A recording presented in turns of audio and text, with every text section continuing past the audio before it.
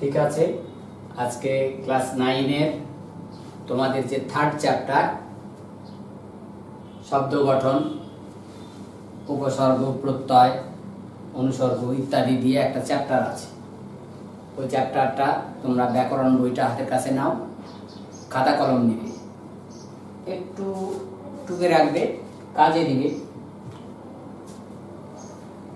প্রয়োজন হলে এই নাম্বারে ফোন করবে, মুকুল সরকার, এই যে নাম্বার দেওয়া আছে 9733047925।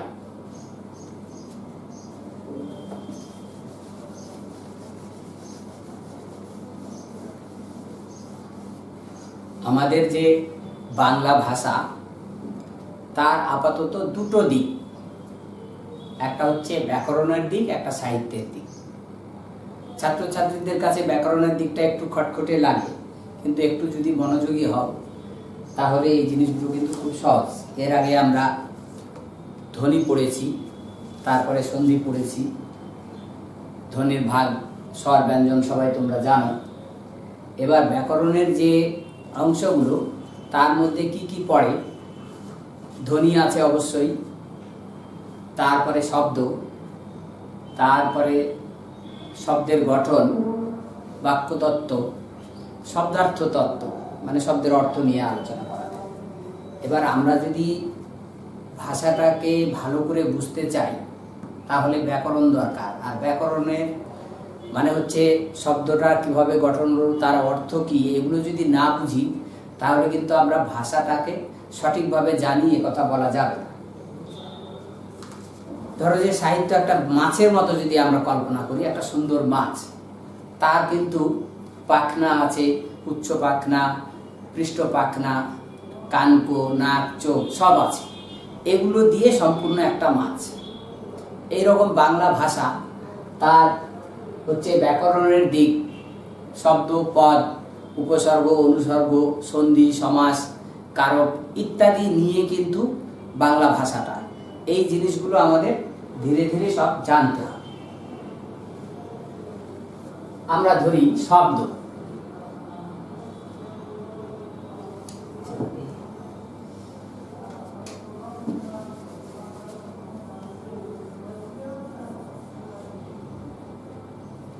কলমগুলো ভালো লিখছে না, মুশকিল।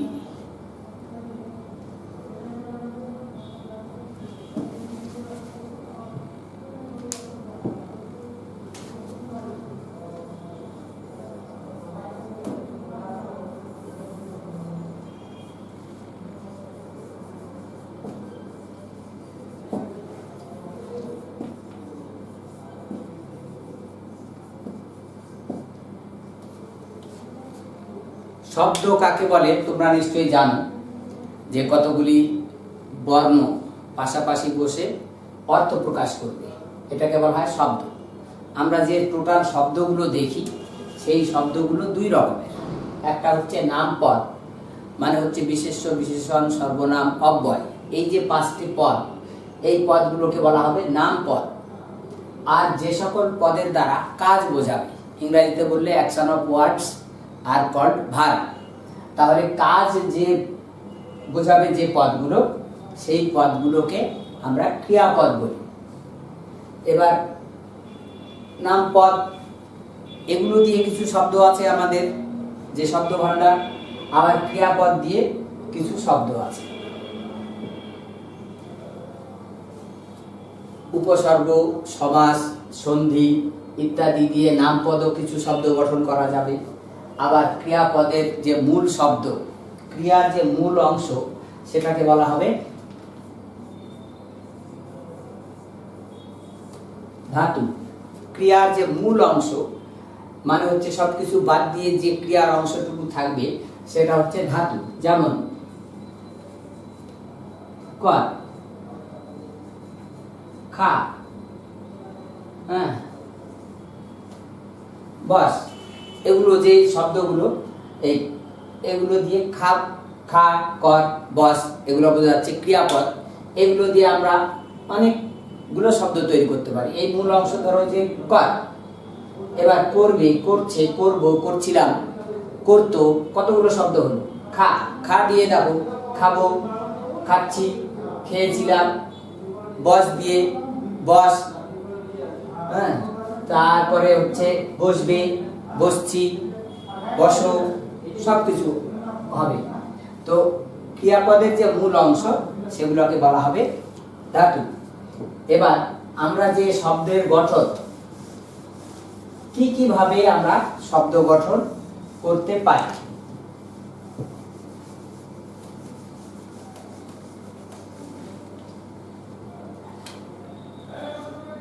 এর আগে তোমরা পড়েছো সন্ধি দিয়ে আমরা কিছু শব্দ, নতুন শব্দ তৈরি করতে পারি। দুটো শব্দ বা তিনটে শব্দ এক জায়গায় যোগ করে আলাদা আলাদা অর্থের শব্দ একটা অন্য অর্থ প্রকাশ করবে। সমাস দিয়ে হতে পারে, উপসর্গ, প্রত্যয় ইত্যাদি দিয়ে আমরা নতুন শব্দ গঠন করতে পারি। আজকে আমরা পড়াবো, শুরু করবো হচ্ছে উপসর্গ দিয়ে। তোমাদের শব্দ গঠনে প্রথমে আছে উপসর্গ। তার আগে, উপসর্গ পড়ানোর আগে আমি ক্রিয়াপদ নিয়ে একটুখানি আলোচনা করে দিই, তাহলে তোমাদের সুবিধা হবে।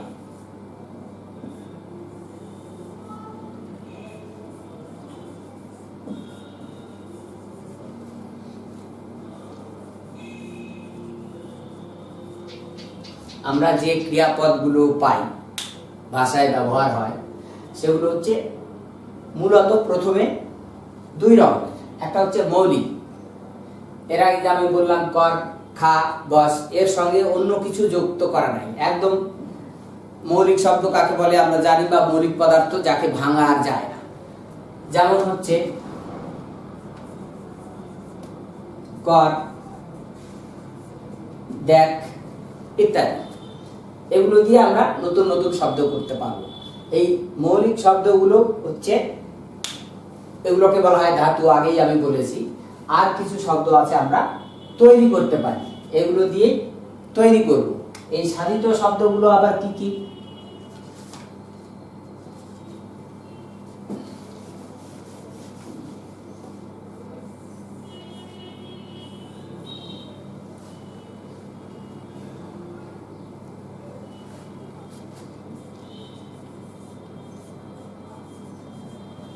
যৌগিক,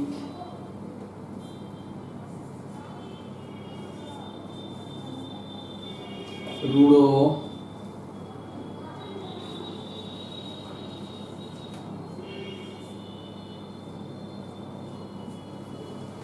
এগুলো একটু নতুন ধরনের শব্দ, তোমরা হয়তো এর আগে শোনোনি, তোমাদের বইয়ে আছে দেখবে। যৌগিক মানে ওই শব্দটা বা ক্রিয়াপদটা ভাঙলে ওই শব্দের হচ্ছে প্রকৃতি প্রত্যয়জাত যা অর্থ, সেটাই যদি প্রকাশ করা হয় এটাকে বলা হবে যৌগিক শব্দ। যেমন কাঁঠা, কাঁঠাযুক্ত ফল, এই জন্য তার নাম কাঁঠাল। তাহলে কাঁঠালের শব্দটার মধ্যে দিয়েই হচ্ছে আমরা শব্দের যে অর্থটা পেয়ে যাচ্ছি। রূঢ় বা রূঢ়ি শব্দ, হ্যাঁ, এগুলোর হচ্ছে ক্রিয়াপদ। এটা সাধিত না, এগুলো শব্দের ভাগ। রূঢ় শব্দ মানে হচ্ছে কোনো একটা শব্দ যদি নিজের অর্থ না প্রকাশ করে অন্য কোনো অর্থ প্রকাশ করে তাহলে রূঢ় শব্দ হবে। যেমন মহাজন, আমরা জানি মহৎ ব্যক্তি, কিন্তু আসলে মহাজনের অর্থ হলো সুদখোর, অর্থটা চেঞ্জ হয়ে যাচ্ছে। যোগরূঢ় শব্দটা, যোগরূঢ় শব্দ, এই যোগরূঢ় শব্দটা হচ্ছে শব্দের মধ্যে একাধিক অর্থ যদি থাকে, একাধিক অর্থ যুক্ত শব্দ, তার মধ্যে একটা মাত্র অর্থ প্রকাশ পাবে। ওই শব্দটার অনেক অর্থ হতে পারে। যেমন পঙ্কজ, পঙ্কে জন্মে যা, কাদায় অনেক কিছু জন্মে, পাক, কিন্তু আমরা পঙ্কজ বললে একমাত্র পদ্মকেই বুঝি। তাহলে এই শব্দটা হচ্ছে যোগরূঢ় শব্দ। এইবার তোমাদের ক্রিয়াপদের কয়েকটা ভাগ দেখাচ্ছি।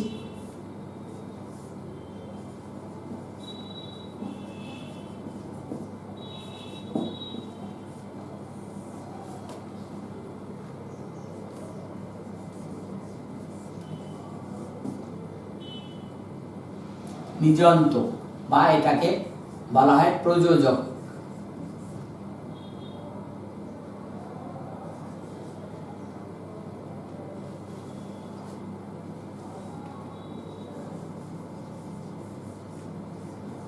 নাম ধাতু।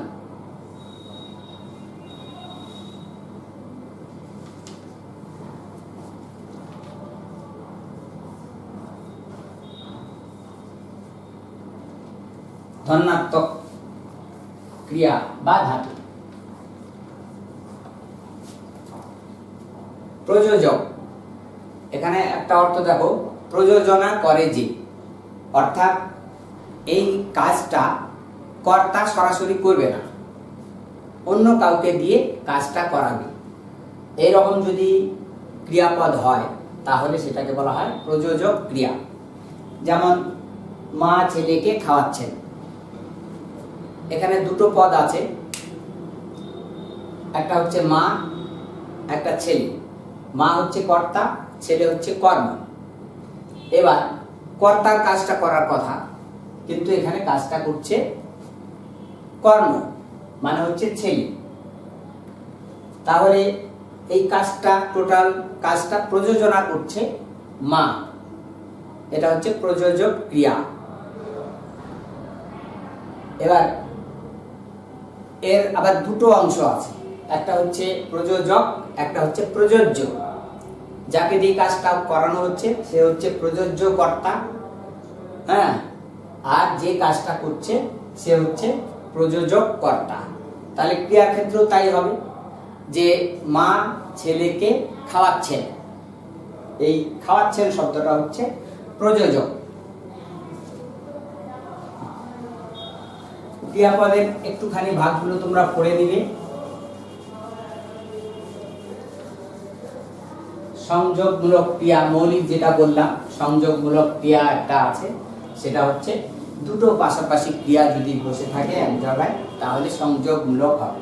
যেমন খেয়ে ফেল, বসে পড় ইত্যাদি শব্দগুলো হচ্ছে, এই ক্রিয়াপদগুলো হচ্ছে সংযোগমূলক ক্রিয়া। এইবার আমরা আসছি উপসর্গ। তোমাদের শব্দ গঠনের প্রথমেই আছে, শব্দ গঠনের প্রথমেই আছে উপসর্গ।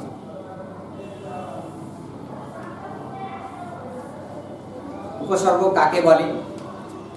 ক্রিয়াপদের বা ধাতুর আগে মানে আগে একটা অব্যয় জাতীয় শব্দ থাকবে, এরকম হলে হবে হচ্ছে উপসর্গ। ধাতুর উত্তর যদি উত্তর বললাম, ভুল বললাম, ধাতুর পূর্বে যদি অব্যয় থাকে, এইরকম ভাবে যদি শব্দ গঠন হয় তাহলে সেটাকে বলা হবে উপসর্গ। যেমন ক্রিয়া, তার আগে আমরা লাগালাম প্রতি।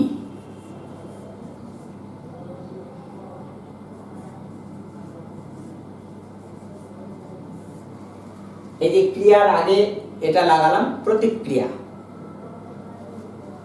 এটা হচ্ছে তোমাদের উপসর্গ।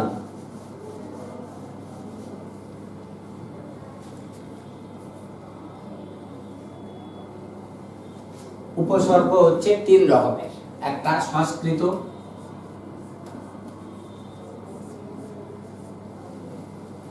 একটা বাংলা উপসর্গ, একটা হচ্ছে বিদেশি।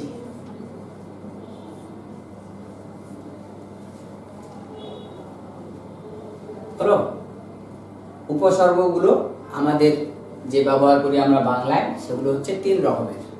সংস্কৃত উপসর্গ এখানে আছে 20টা।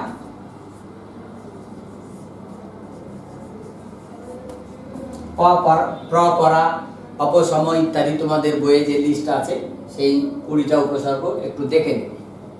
বাংলা উপসর্গ যেটা হচ্ছে সংস্কৃত থেকে আসেনি, বাংলা শব্দের সঙ্গে বাংলা উপসর্গ কিছু যোগ হয়, সেই বাংলা উপসর্গগুলো হচ্ছে যেমন অ, অনা,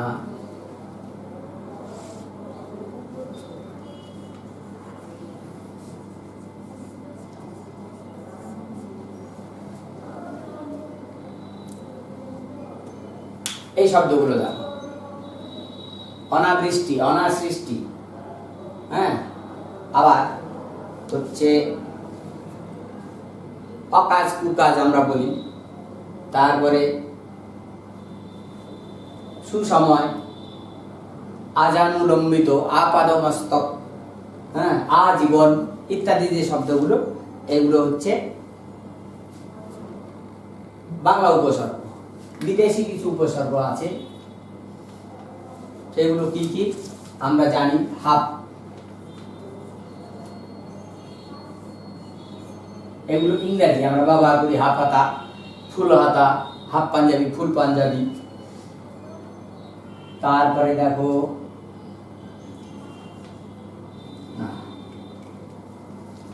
বদ,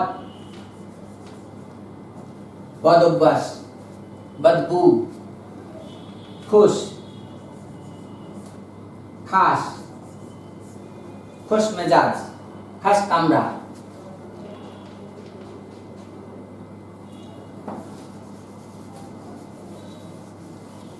ফি,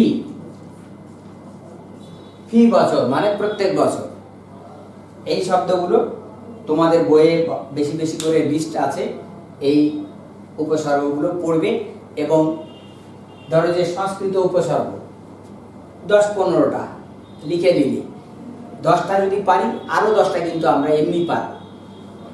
আবার বাংলা উপসর্গ 10-15টা লিখে রাখবে, তাহলে সেই 10-15টা পারলে তার সঙ্গে দেখবে বাকিগুলোও পারবে।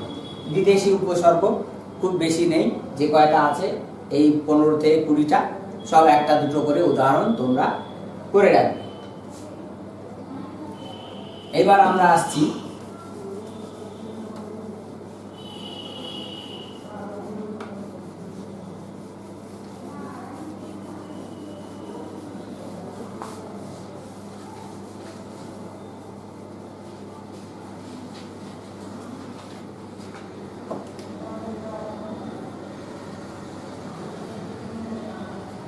অনুসর্গ।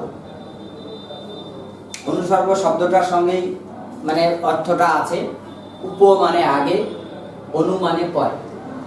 শব্দের পরে বসে শব্দের অর্থটাকে পরিস্ফুট করবে। উপসর্গ যেরকম শব্দের বা ক্রিয়াপদের সঙ্গে একদম মিশে গেল, অনুসর্গ কিন্তু তা না, সে আলাদাভাবে থাকবে এবং শব্দের পরে বসবে। অনু মানে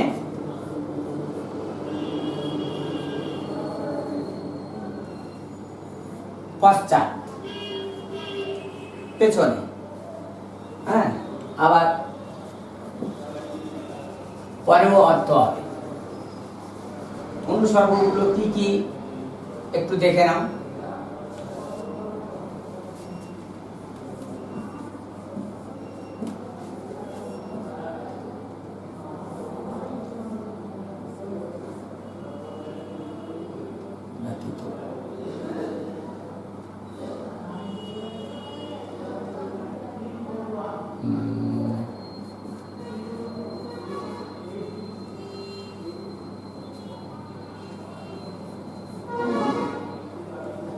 এরকম অনেকগুলো লিস্ট আছে বইয়ে, আরো দেখবে যে প্রচুর লিস্ট দেওয়া আছে।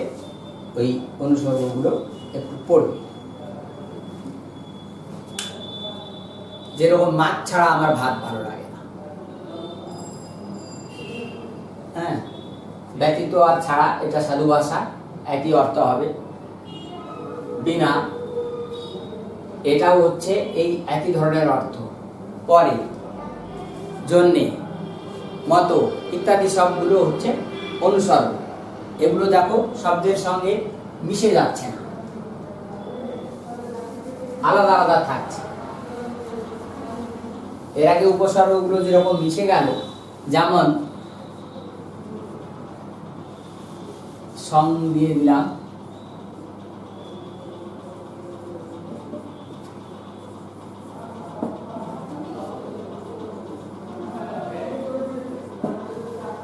দেখো এটা উপসর্গ, বাদ মানে বদযুক্ত, অ মানে বলা, দুটো হয়ে গেল, একসঙ্গে মিশে গেল।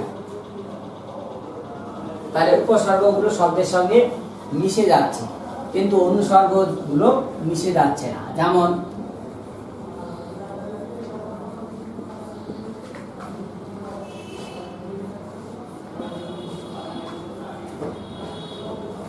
এই যে দেখো, এই শব্দের বাক্যটার অর্থটা পরিস্ফুট করলো, এটার আলাদা কোনো অর্থ কিন্তু নেই।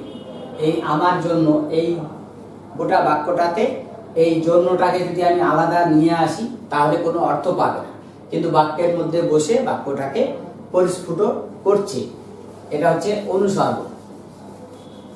তাহলে আমরা উপসর্গ আর অনুসর্গের একটা পার্থক্য একদম পেয়ে গেলাম। সেটা হচ্ছে উপসর্গ আগে বসবে শব্দের বা ক্রিয়াপদে, আর অনুসর্গ হচ্ছে পদের পরে বসবে। এবার শব্দ আর পদ দুটো কিন্তু একটু আলাদা। শব্দের সঙ্গে বসবে বললাম আর পদের পরে বসবে বললাম, মানে বাক্যের মধ্যে যে শব্দগুলো থাকবে সেগুলোকে পদ বলা হয়। মানে শব্দ যখন বিভক্তি যুক্ত হবে তখনই সে বাক্যে ব্যবহৃত হতে পারবে, আর তখনই সেটাকে আমরা পদ বলবো। বাক্যের মধ্যেকার প্রত্যেকটা অংশকে আমরা পদ বলবো। কিন্তু একটা আলাদা করে শব্দ যদি নিয়ে আসি, যেমন ঘর,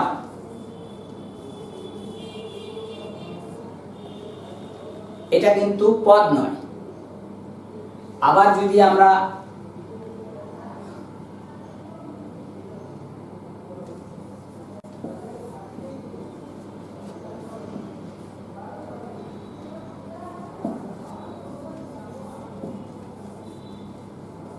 এখানে দেখো, ঘর বাড়িতেই থাকো, এটা একটা বাক্য লিখলাম।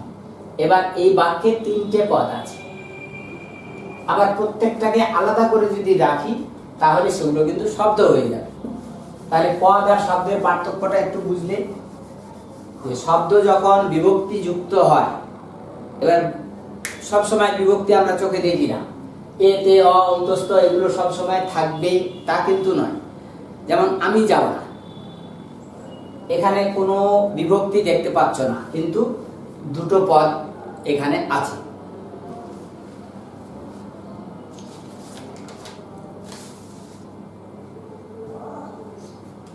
এবার আমরা একটু প্রত্যয় নিয়ে আলোচনা করি।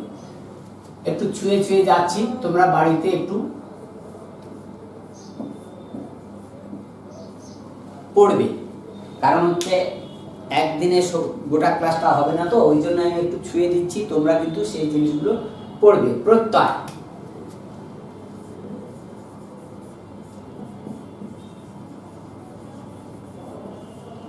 অনেক সময় আমাদের একের কোশ্চেন আসে যে প্রত্যয় শব্দের অর্থ কি।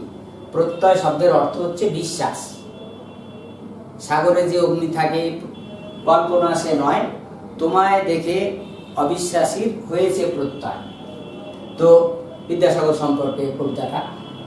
তো প্রত্যয় মানে বিশ্বাস, কিন্তু ব্যাকরণে কিন্তু এর অর্থ আলাদা।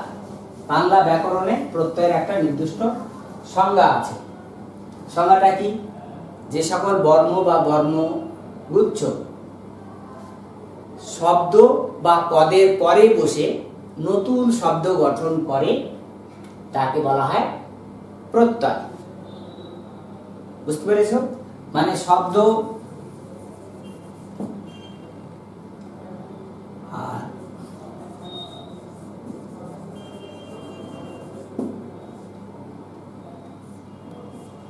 শব্দের পরেও বসতে পারে, ক্রিয়াপদের পরেও বসতে পারে।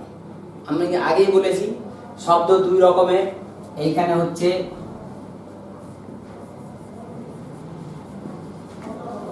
শুধু শব্দ বললে আমরা নামপদ বুঝি, আর শব্দেরই আরেকটা অংশ হচ্ছে ক্রিয়াপদ।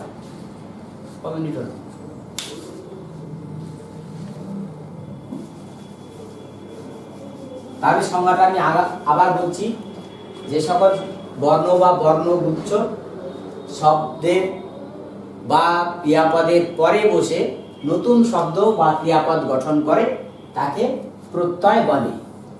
প্রত্যয় দুই রকমের।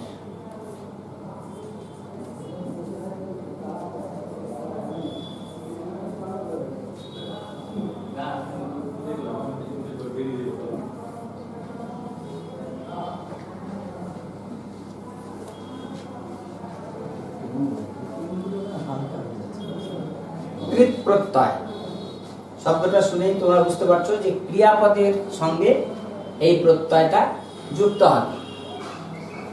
আর এটা হচ্ছে নাম পদের সঙ্গে। নাম পদ আমি আগেই বলেছি বিশেষ্য, বিশেষণ, সর্বনাম, অব্যয়, এই চারটে পদকে নাম পদ বলে। এদের সঙ্গে যদি যুক্ত হয় তাহলে তদ্ধিত প্রত্যয়।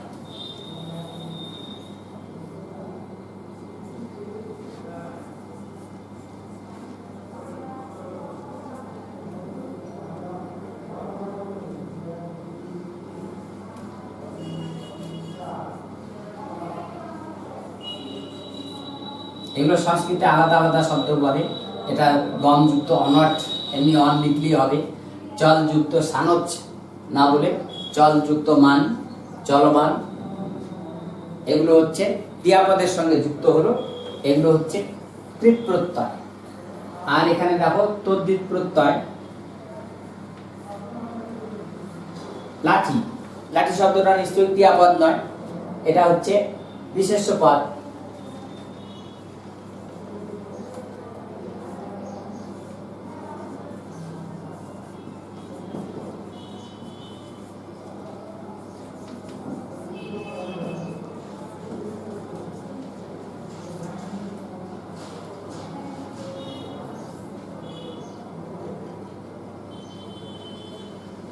দেখো এগুলো প্রত্যেকটাই শব্দ। শব্দ মানে হচ্ছে বিশেষ্যই বেশি। রামায়ণ, দোকানদার, লাঠিয়াল। লাঠি ছিল, তার সঙ্গে আল প্রত্যয় লাগালাম, হয়ে গেল লাঠিয়াল, মানে যে হচ্ছে লাঠি খেলছে। দোকান একটা আলাদা জিনিস, দাঁড় প্রত্যয় লাগালাম এর সঙ্গে, হয়ে গেল যে দোকান করে, দোকানদার। রাম অযোধ্যার রাজা, দশরথের পুত্র, তার সঙ্গে আমরা আয়ন লাগালাম, হয়ে গেল, তখন আর রাম থাকলো না, রামের কাহিনী নিয়ে একটা বই আছে রামায়ণ, সেই রামায়ণ হয়ে গেল। রামযুক্ত আয়ন, সংস্কৃতে স্নায়নও বলে অনেক।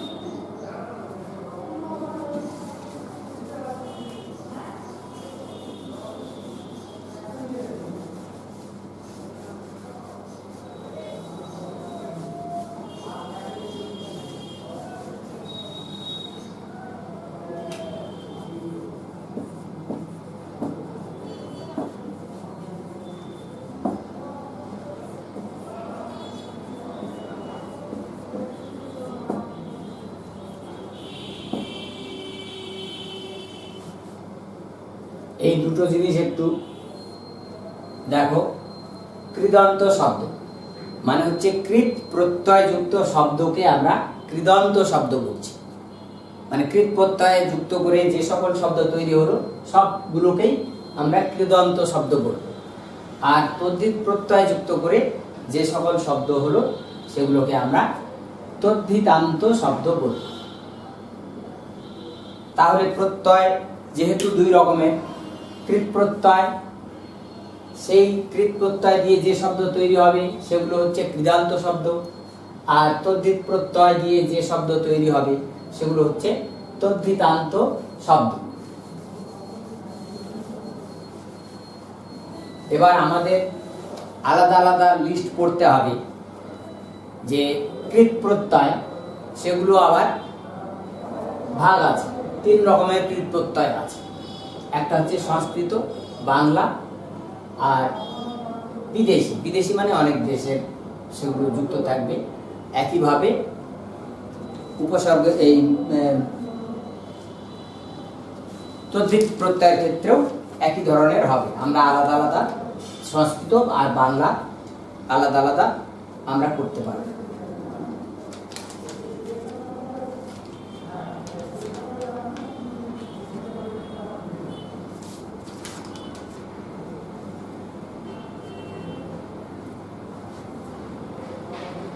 তোমাদের এর আগে আমি একটা পড়ালাম,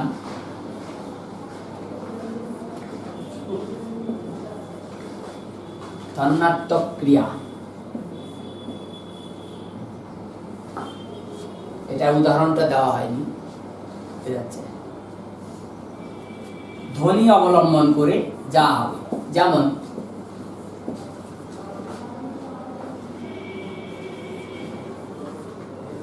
গুনগুনা, হ্যাঁ,